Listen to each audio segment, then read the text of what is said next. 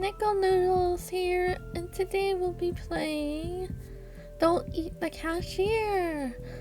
Let's go jump right into it, shall we? Kaboom! What are your pronouns? She, her. Yes, sir. Let's see. I'm gonna type 2. What's my name? Let's go with Nickel. Yes. Sometimes I really wonder, how did I end up here? Not that I dreamed of a career as a neurosurgeon or astronaut, but for crying out loud, working at a gas station. On the other hand, money is money. I send out resumes to every conceivable and inconceivable place, applying for every position. I could somehow use my degree in art. 0 responses. I had to swallow my pride and find something at least. Well, find at least something. Ooh.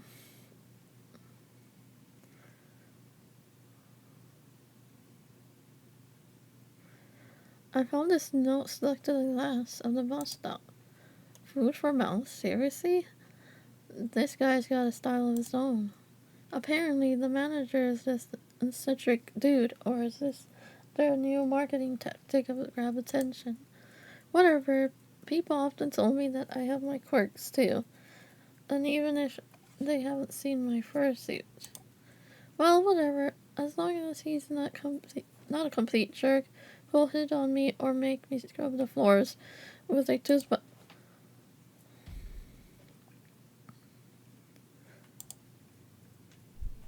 I didn't scream. I couldn't move. My brain feverishly tried to find any category for this in its database. Hallucinations, psychosis, too many energy drinks, a typical middle manager. The monster from my nightmare stirred. Its tentacles crept closer to the counter. My god. The creature made not a sound. The creature made a sound. Not. Oops, I didn't read that part. Bob. Greetings, organism. I'm Bob, the indescribable, the terrifying consumer of the world, but you, grain of sand, may call me Manager Bob.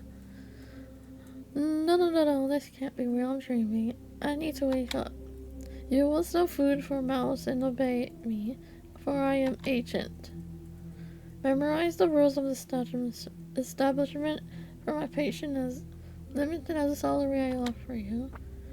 Rule number 1, you sell, no matter what. Chicken food for the mouth, gremlin fuel noodles made from cursed souls. Lottery tickets for extra limb raffles, discount for rot, ritual foil, everything must be sold. He points directly at me with the creepy, slimy tentacle. Every miserable unit of the currency brings me closer to my triumph. Exit from this pitiful hole. I pinched myself, but I didn't wake up. Rule number 2, be polite to customer. Ignore bald spots in rural fur and watch out for giraffes when ectoplasmic energy entities are in the store. What? Don't let them get too bold. Customers are just walking containers for currency, and they should only pay in monetary units. Payment in existential dread or hair of the dead is not accepted. Many of them come here just to chat because they are idle and purposeless organisms. Your task is to make them part with their currency anyway. It is your duty to heal organisms if they are injured using special kits. If they die, they can't give away currency.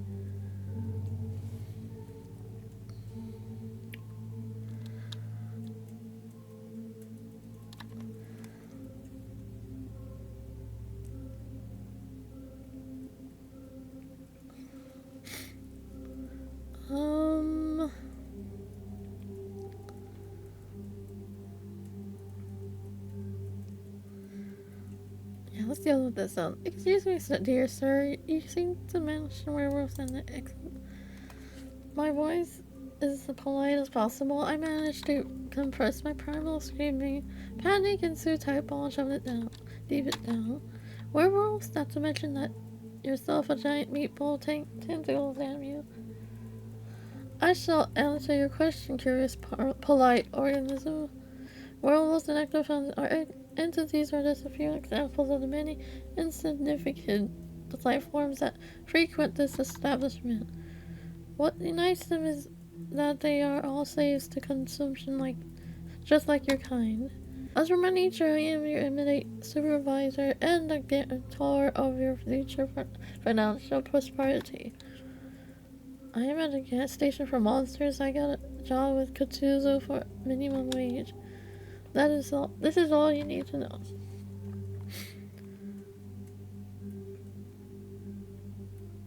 So listen. For the first time, something resembling figured about me. A rare, unexpected display of grains of wisdom that have not left the human species. Embrace your ignorance. Let it become your shield and the direct path to the status of human employee of the month.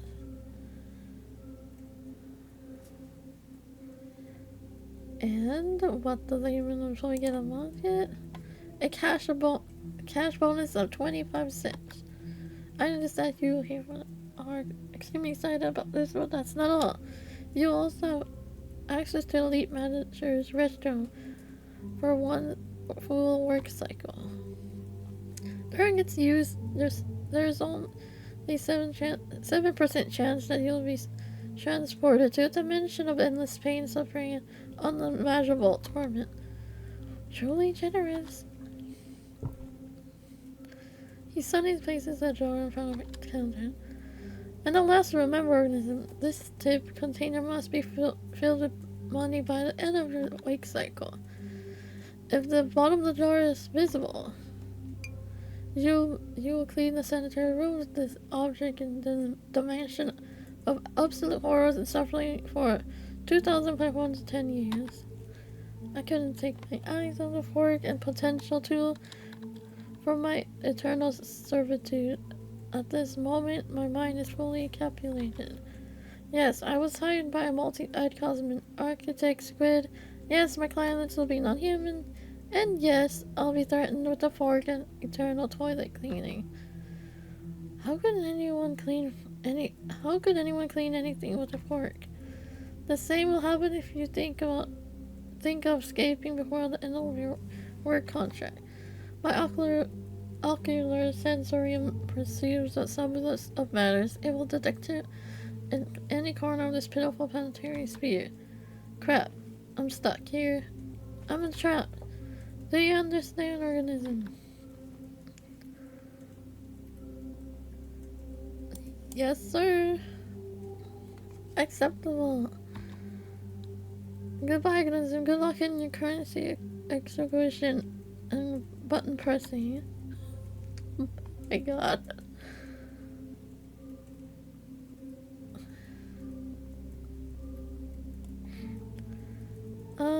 Let's see. Shoot. Should I choose this though? Maybe this one. I point the sticky bundle on the vending machine. While the look at my face, the creature's size. The tentacle extension of the torturous slowness. As a job of trying to penetrate the tip presses down, click. He's so much speed. Probably 6%. Got it. Your capacity for learning is phenomenal. This concludes the briefing. Remain polite and the organism as you are.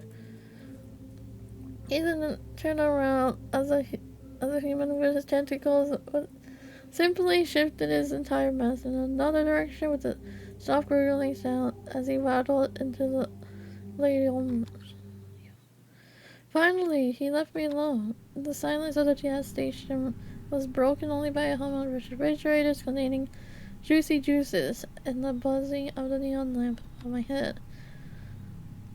stood in the same spot as if rooted to the ground. My breath returned to me in a sharp, uneven gasp.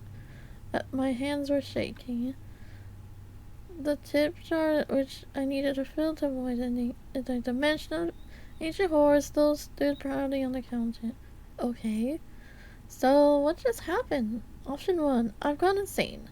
That's the logical conclusion. Prolonged stress from job hunting, malnutrition, nerves, anxiety, a disrupted sleep schedule, my brain just malfunctioned. Yeah, that's it. I'm just gonna wake up on my couch in a dingy rented apartment. I pinched myself again, and then nothing. I scanned the room once more. It smelled of gasoline or coffee. It was still absolutely real. And that meant everything he said. It was all true.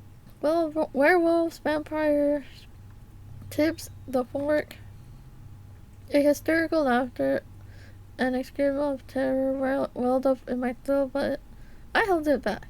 I needed to get through this. I needed to. Oh! Oh no! Don't tell me that's the first customer. Bells? What the? Shit! Hello there? Where the hell did this clown came from? It took great effort not to look away from those red eyes in the pitch black darkness. Is he amused? Is he wondering if I'm tasty? Bob didn't exactly give any guarantees that I wouldn't get devoured at work. My brain, still recovering from the encounter with Bob, and was frantically trying to figure out how to break this ringing silence.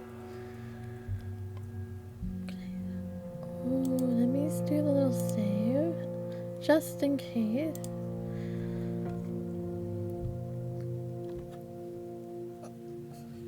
Okay.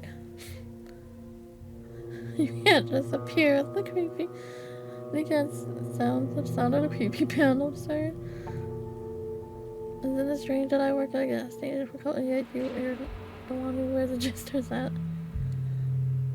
Good evening, sir. What would you like to purchase? This one's really funny. These two are like funny. Let's go for this one, I guess. Oh, purchase. I would like to purchase your attention.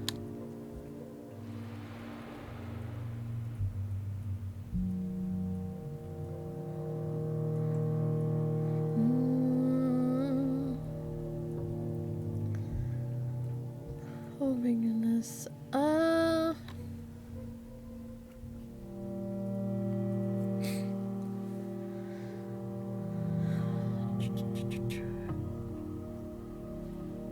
I'm gonna choose, I guess it is. My dear, what a charmingly naive idea.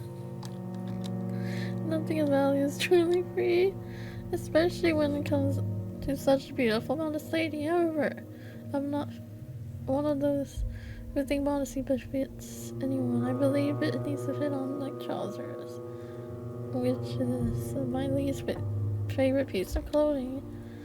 Let's consider a special gift for a client. Judging the look in your eyes, you're first.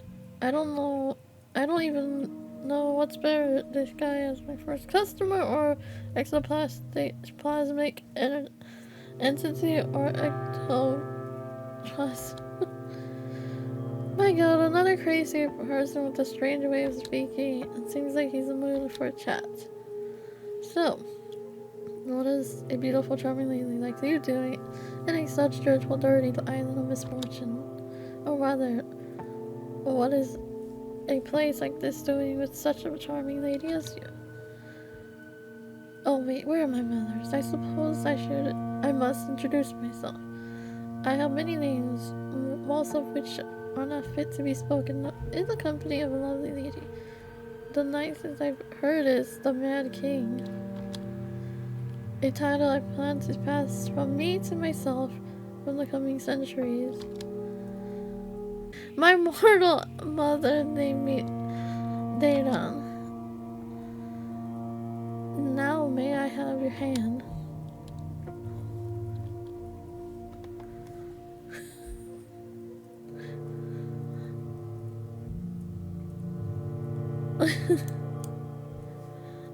He bursts into genuine booing laughter.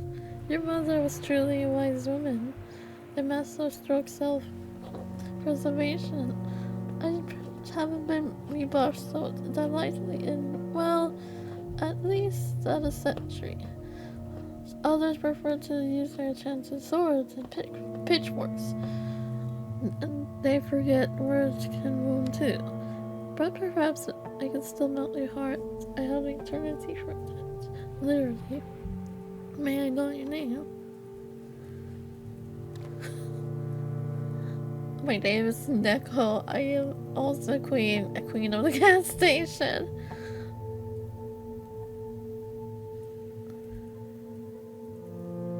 My name is Neko. My friend called me Big D, or they would if I had me. Let's see. I like this song. Let's go to this song. Oh Lord. Kingdom Heart. Queen, your majesty. Forgive me for my outrageous ignorance. I did not so rid of the looking of oil on discounted juicy cheeks. I am really before you. Your majesty, the midnight shift. Sorry I didn't send invoice ahead.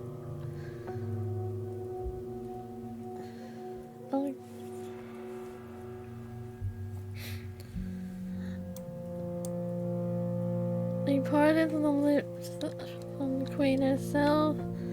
How my wounded soul rejoices. I am redeemed, reborn in the light of your mercy. This act of mercy will be sung by the poets of the realm.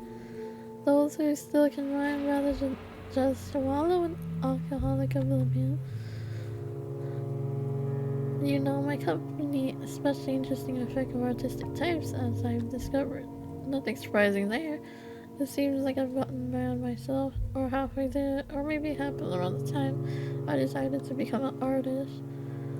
I am indeed exchanging silly jokes with a mysterious Tuesday entity as if it's not,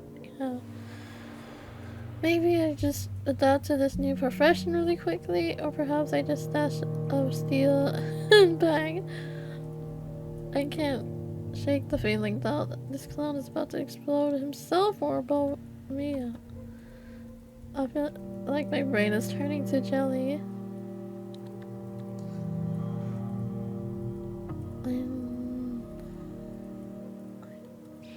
Let's see.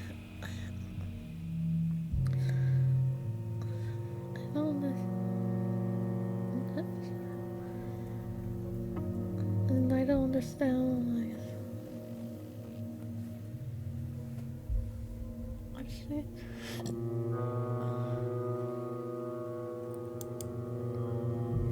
maybe it's just been spoiled of those mangas of sinister and tragic monsters. The only tragic thing about this class was this tragic unwillingness to buy my discount. What? So let's find the purpose of our visit, finally. It's completely unknown to me for crying out loud. There's nothing interesting in this assortment of this pathetic shack except for you, so I'm buying you time.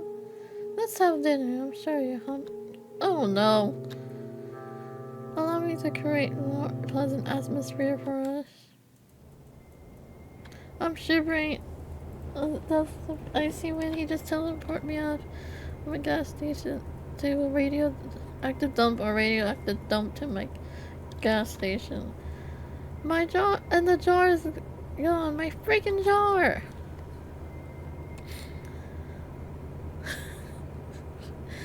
What a wonderful place for dinner. Radioactive cockroaches on the menu. Looks like my rental apartment. No, but it seems to less smell now.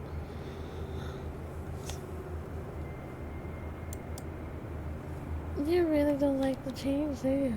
Well, life is ever changing. Life is not stormy, dear. Life is water.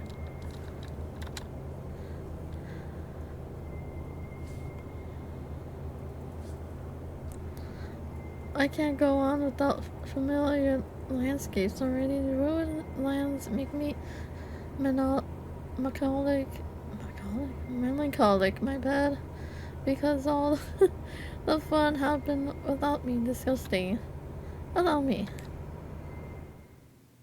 This is something something seemingly radioactive. Amazingly, I haven't thrown up yet. It feels like I've been flushed twice to interdimensional toilet. I clear myself. It seems like I'm sitting on a table. Much better, wouldn't you agree? Couldn't be better. Stomach Papa kill me. It's beautiful here. True words of a poet, nigga. My two favorite categories: strange and beautiful. This place is more than a home. It's my cage. And my greatest canvas for activity. Every ugly tree, every mad toad, every eye-bearing mushroom, it's all a piece of me. A marvelous place, except when the rocks grow legs and start running. What? Including those that people make their homes on. And now you're part of this place too. Isn't it wonderful? I'm slowly getting used to this landscape. The fireflies are quite charming. But it would be better without that frog with the human face. The frog noticed me too. It looks outside, croaked, and looks at me with an expression of deep existential despair. Oh, my bad.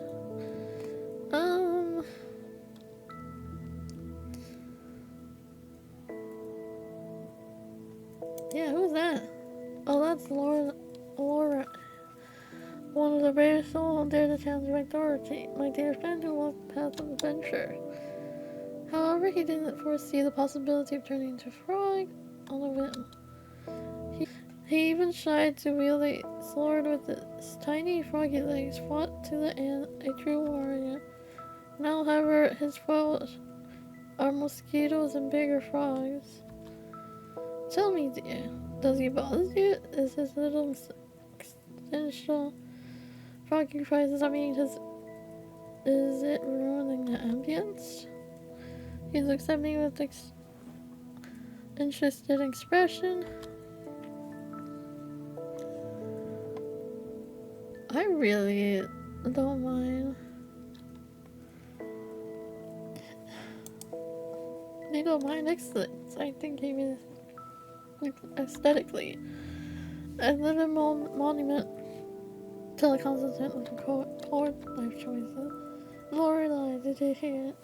Lorelai, did you hear it? The lady grants you to stay of execution. You may continue your pitiful mosquito infested. So, dinner. You must be starving. Shopping between realities and exhausting.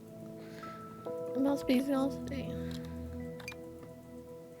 This looks strange, but it smells delicious. Meatless honey?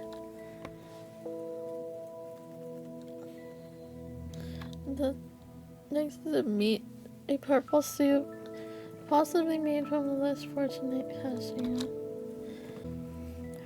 Whether the food is poison or not, I refuse. His Highness might return me to a frog too. So I pick up a fork from the table. And this is the most delicious thing I've ever tasted. It's 100 times better than those cheap noodles I usually buy in a supermarket. And the fact I'm currently in some other universe surprisingly doesn't seem to harm my appetite. It seems you join our cuisine. Our chefs always manage to cook well on those occasions when I notice it. I assure you won't regret this dinner, at least not for the first half hour after the meal.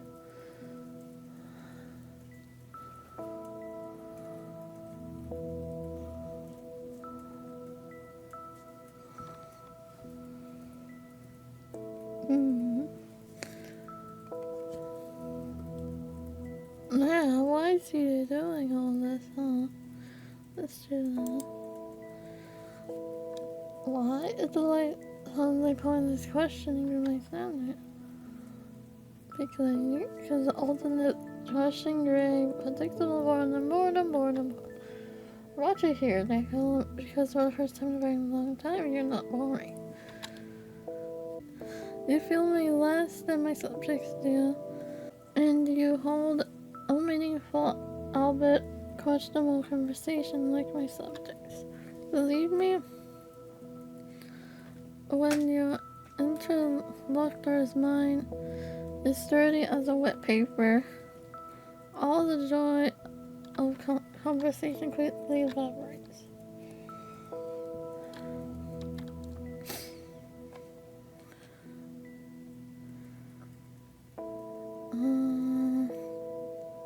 I don't know, should I say this?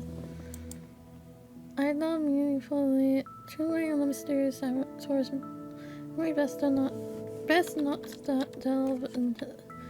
I poke my food with my fork and watch the peculiar scenery from the corner of my eye. A silence in between us might be cozy, where I was on heavy narcotics.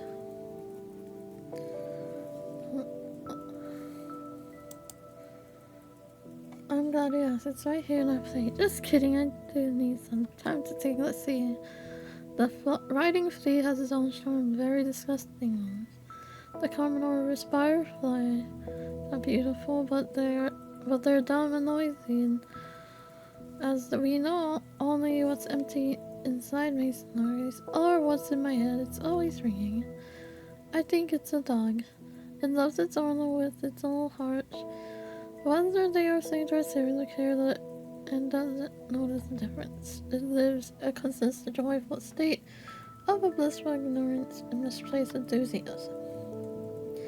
A creature that finds endless joy in utter meaningless, it's truly inspiring. Dogs are jesters of the animal world and I adore them, especially the small wiggly ones. So what about you?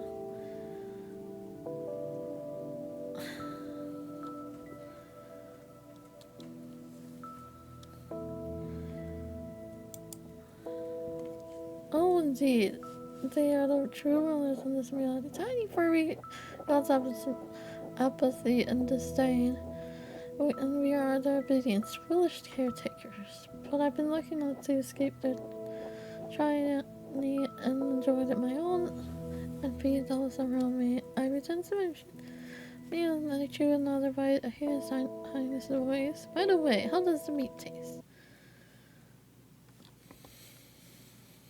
Whoa, okay. Is the human flesh tender enough? My force freezes halfway.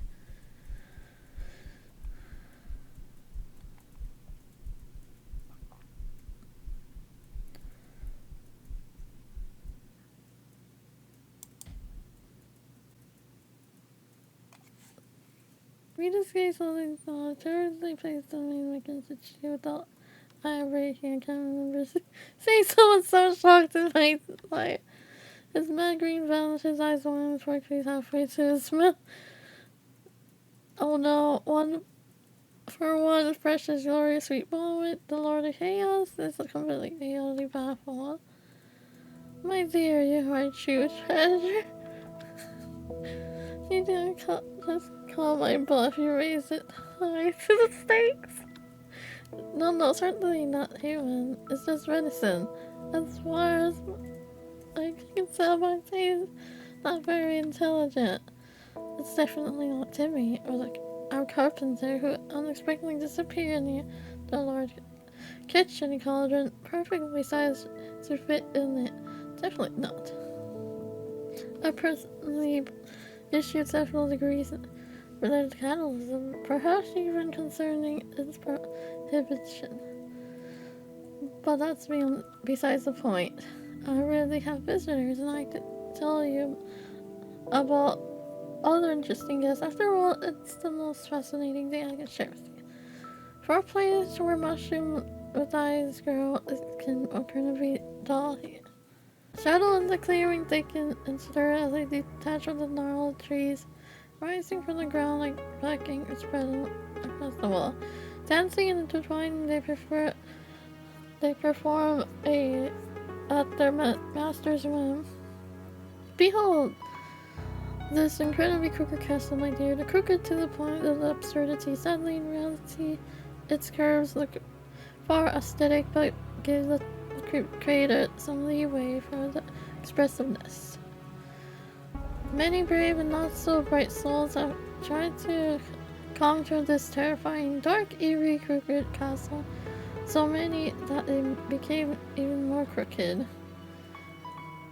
You see, the dreadful monster living there never liked being distracted from its important duties. Terribly important duties like having long, deep conversations with its own reflection or concocting recipes with raisins.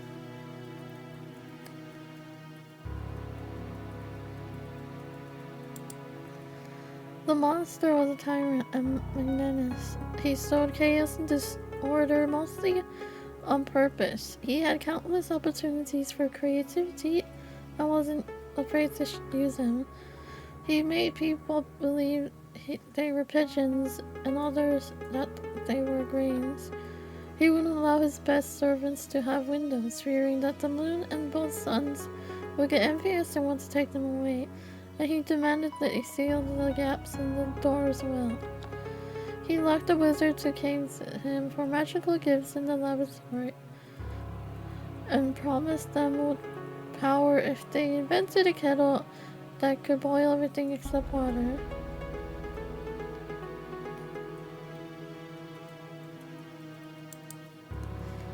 But behold, a ray of light of the dark in the dark kingdom, the first hero, Sir Laurite, the righteous, and is clanging himself in pouring glory. He took a knee too briefly because of the weight of his righteousness was bad for the health of his poor back. Following the rumors by the same monster, he fought his way through the monsters always subjects too. By the way, where did he even find them? Most of my subjects are too busy contemplating on the color of the suspenders for their suspenders or lamenting their fates. I cherish them in their imperfection. Anyway, it doesn't matter. They were probably the most restless of them. Every story needs minions. In any case, our hero descended into the Grotto of Despair. The Grotto of Tentacles. Imagine the most sinister name you can conjure.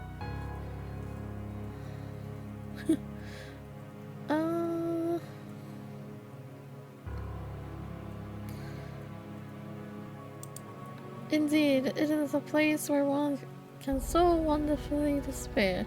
Let's not get sidetracked into the Grotto of Despair. Our hero descended to retrieve the artifact capable of defeating the Monster King. The king of incredible power.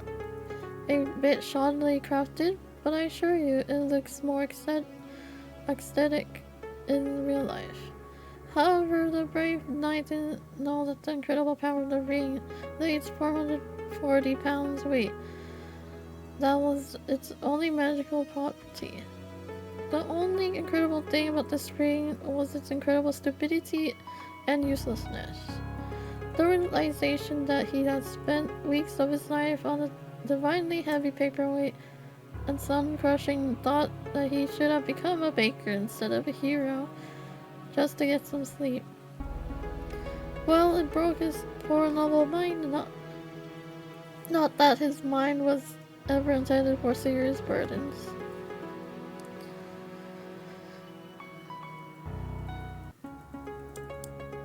So the knight perished.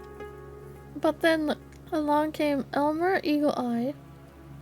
They say he earned his nickname by escaping the enemy fortress on the third day of his captivity. He noticed that his prison cell was lacking the fourth wall.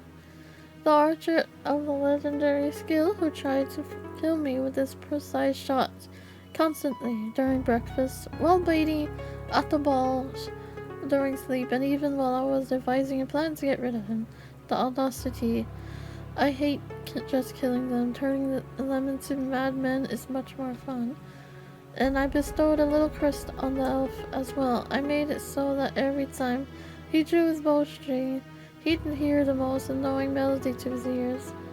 Elmer was a terrible racist. He hated dwarves.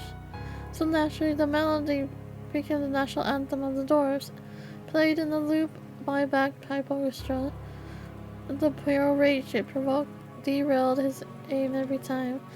Eventually, he stormed the castle, dropped his bow, and begged for a job at my court in exchange for changing the song to anything else.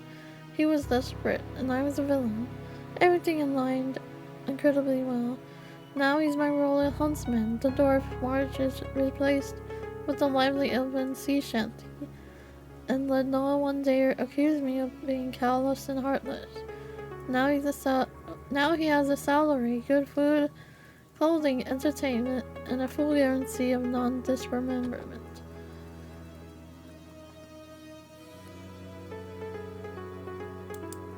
Nickel, where have you been before? Horse odes and comparisons to one's dialectics, endless rhymed verses and about the shine of beloved's beard.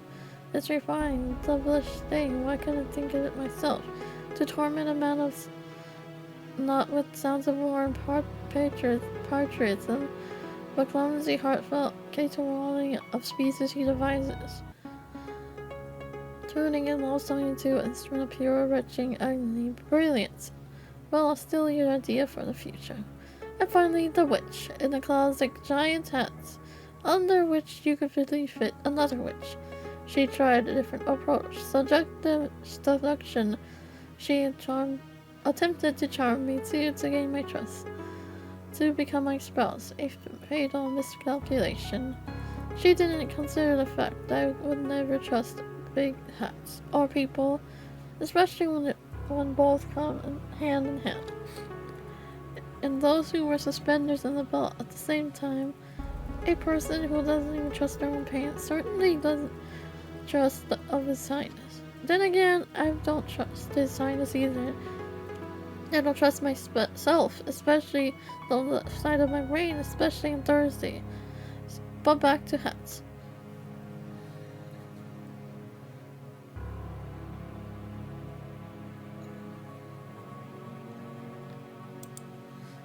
No love, no hate, not even a lot of annoyance, really? I suggest you would quickly develop a strong opinion. They say it's highly entertaining hobby, and useless like any good hobby. Meanwhile, the witch was quite overt of her murderous intentions, jiggling with all her concealed weapons. Why does the witch need so many hidden blades? She must have been very bad at witchery. In any case, she resides in my dungeon, and you see, I haven't decided what to do with her yet. Her fate is blank slate, a story yet to be written, so I offer you the pen. I simply adore random choices. Give me yours, Nico. What push fits her? What does he really want me to decide? Wait, that's me! What? He really wants me to decide what to do with the real person? Can I even save her? And does it matter what I choose? Everything here follows with this women anyway. As long as I can play the serious monkey, I have a chance to get out of here alive. Or maybe I should just entertain you. Damn, what should I do? I'm gonna save again. Just some things.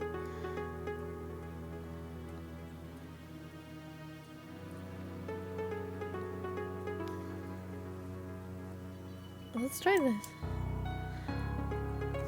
The one lived by a big hat shall become a small hat. The irony is so absurd, it's beautiful. So be it. Let her be a small cap of eternal regret. She tried to get into my head, and now she barely covers it. A brilliant sentence. I suppose? Indeed, it was a delightful story. I had a problem to swear, of course, but these were the first to hand that came to... The shadows dissolved into nothingness. I just turned into a living being into how rather became a catalyst for it. I wonder what kind of nightmares are warranted in this such case. I'm afraid my royal duties await me. Our time is up. I shall send you back, Nico. I rise from the chair. I squeeze my eyes shut. I'm back! The light is blinding even with my eyes closed. So unusual for this darkness. The jar's full of money. It was all worth it. Greetings, organism. How is your work progressing? I see the first interaction was successful. Acceptable. This doesn't save you from the threat of cleaning the sanitary facilities, but it's a wonderful starting point for your entire tiny life.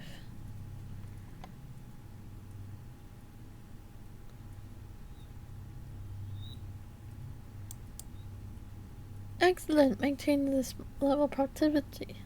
You may be rewarded with an additional 5 minutes feeding break for if you can find food. Rejoice in my generosity. Continue working. I am experiencing a positive emotional reaction. I am proud of you, and I will be even prouder if you acquire more currency.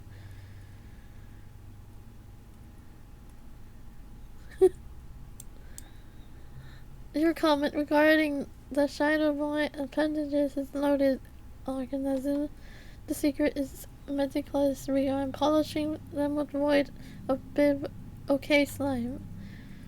Goodbye. Bye-bye. He slaps across the floor to his opposite. As soon as bombs or the mix wet slaps fade away as deep silence descends on. One moment I'm in the surreal forest, standing with the purple goat, the mad god. The next moment I'm being praised by a multi-eyed tentacle monster. Maybe these are just my deathbed hallucination.